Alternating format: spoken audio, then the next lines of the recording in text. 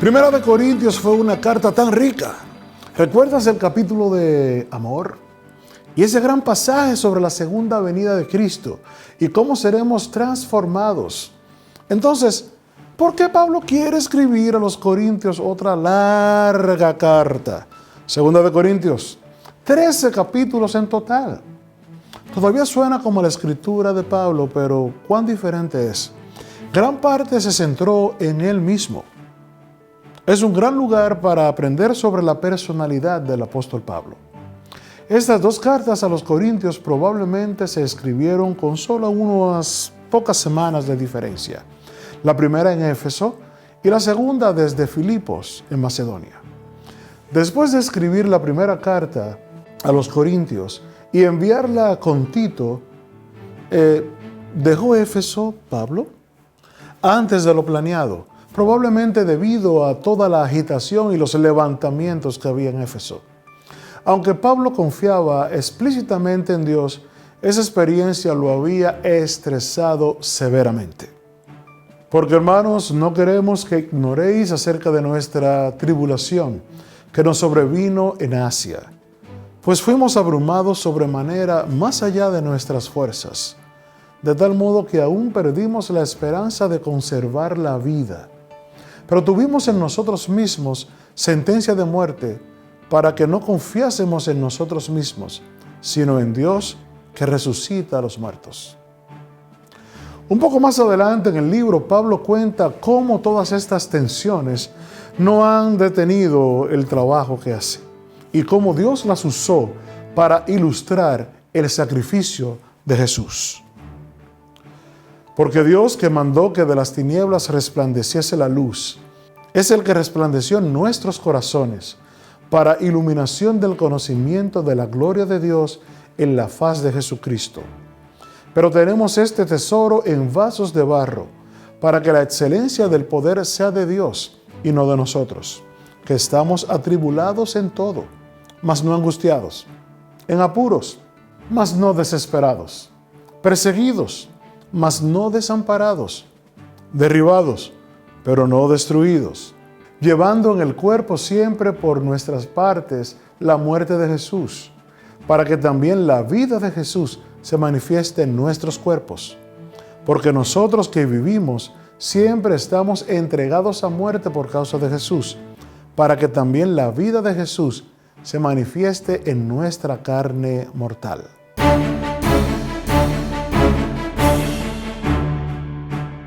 Pablo comenzó la ruta a Corinto a través de Macedonia y se detuvo en Troas, donde esperaba encontrarse con Tito regresando de Corinto. Pero Tito no estaba allí. Esto agregó mucho a su preocupación. Cuando llegué a Troas para predicar el Evangelio de Cristo, aunque se me abrió puerta en el Señor, no tuve reposo en mi espíritu por no haber hallado a mi hermano Tito. Así, despidiéndome de ellos, partí para Macedonia. Recuerde, en esos días no podía simplemente sacar su teléfono celular y verificar dónde estaba Tito. Afortunadamente, Tito apareció más tarde en Macedonia, en la ciudad de Filipos, y Pablo se sintió muy, pero muy aliviado. Aquí están sus palabras que describen ese tiempo. Porque de cierto, cuando vinimos a Macedonia, ningún reposo tuvo nuestro cuerpo, sino que en todo fuimos atribulados, de fuera conflictos, de dentro temores. Pero Dios, que consuela a los humildes, nos consoló con la venida de Tito. Y no solo con su venida, sino también con la consolación con que él había sido consolado en cuanto a vosotros, haciéndonos saber vuestro gran afecto, vuestro llanto, vuestra solicitud por mí, de manera que me regocijé aún más.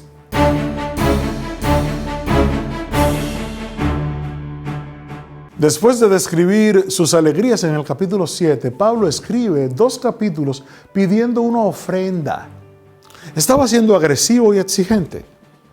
En realidad, Pablo fue muy cuidadoso al abordar ese tema. En primer lugar, no era para él, no era una ofrenda para sí mismo. fue para los creyentes judíos en Jerusalén que luchaban por sobrevivir después de haber sido perseguidos por las autoridades judías. En segundo lugar, Pablo solo usó un lenguaje positivo y alentador mientras discutía todas las razones y motivaciones para dar generosamente. Incluso los desafía un poco para estar a la altura de lo que él había dicho de ellos a otras iglesias, y mencionándoles también que las otras iglesias habían dado generosamente. Pablo expone todos sus puntos de una manera desinteresada y positiva, así como amorosa, con plena confianza en los oyentes, que sería imposible ofenderse. Los últimos 4 capítulos de 2 de Corintios es quizás el más inusual de los escritos de Pablo. Una defensa de sí mismo y de su ministerio en respuesta a críticas y dudas. De hecho, comienza esa defensa antes, en el capítulo 6. Antes bien, nos recomendamos en todo como ministros de Dios, en mucha paciencia, en tribulaciones, en necesidades, en angustias, en azotes, en cárceles, en tumultos, en trabajos, en desvelos, en ayunos, en pureza, en ciencia, en longanimidad, en bondad, en el Espíritu Santo, en amor sincero, en palabra de verdad, en poder de Dios, con armas de justicia a diestra y a siniestra, por honra y por deshonra, por mala fama y por buena fama, como engañadores, pero veraces, como desconocidos, pero bien conocidos, como moribundos, mas he aquí vivimos, como castigados, mas no muertos, como entristecidos, mas siempre gozosos, como pobres, mas enriqueciendo a muchos, como no teniendo nada, mas poseyéndolo todo.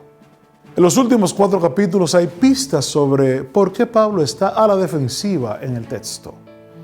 Aquí hay algunas de estas pistas.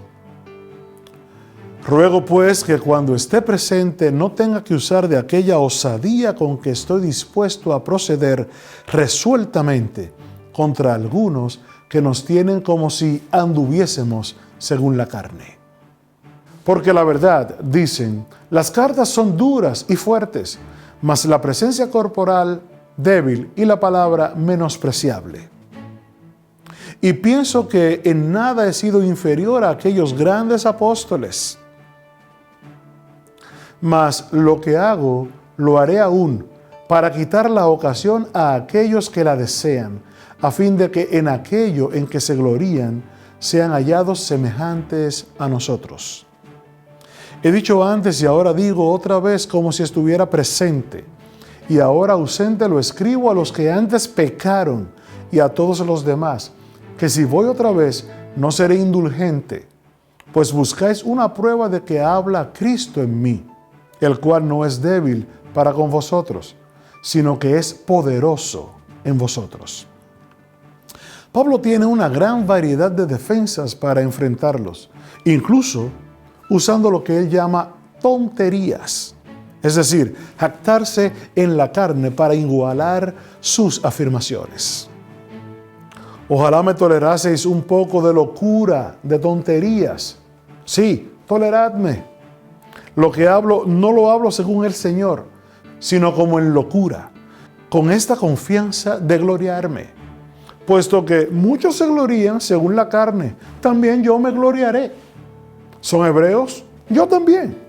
¿Son israelitas? Yo también. ¿Son descendientes de Abraham? También yo. ¿Son ministros de Cristo? Como si estuviera loco hablo. Yo más, en trabajos más abundante, en azotes sin número, en cárceles más, en peligros de muertes muchas veces.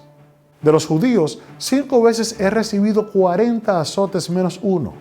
3 veces he sido azotado con vara, 1 vez apedreado, 3 veces he padecido naufragio, 1 noche y 1 día he estado como náufrago en alta mar, en caminos muchas veces, en peligros de ríos, peligros de ladrones, peligros de los de mi nación, peligros de los gentiles, peligros en la ciudad, peligros en el desierto, peligros en el mar, peligros entre falsos hermanos, en trabajo y fatiga, en muchos desvelos, en hambre y sed, en muchos ayunos, en frío y en desnudez, y además de otras cosas, lo que sobre mí se agolpa cada día, la preocupación por todas las iglesias.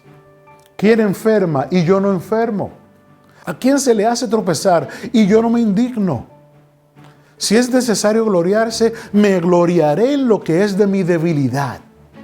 Por lo cual, por amor a Cristo, me gozo en las debilidades, en afrentas, en necesidades, en persecuciones, en angustias, porque cuando soy débil, entonces fuerte soy. Cuando soy débil, entonces fuerte soy. Hermano y hermana, admite tu debilidad y sé fuerte en Cristo Jesús. Que Dios te bendiga. Amén.